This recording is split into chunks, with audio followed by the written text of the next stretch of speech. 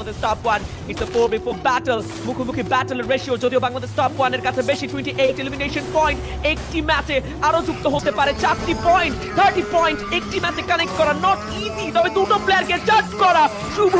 the monster আরো একবার জাজ করেছে রিফ্লেক্টেড তিনটি প্লেয়ারকে Mahin the last athlete the last hope but মাহিনকে বিদায় দিয়ে দ্য বুয়া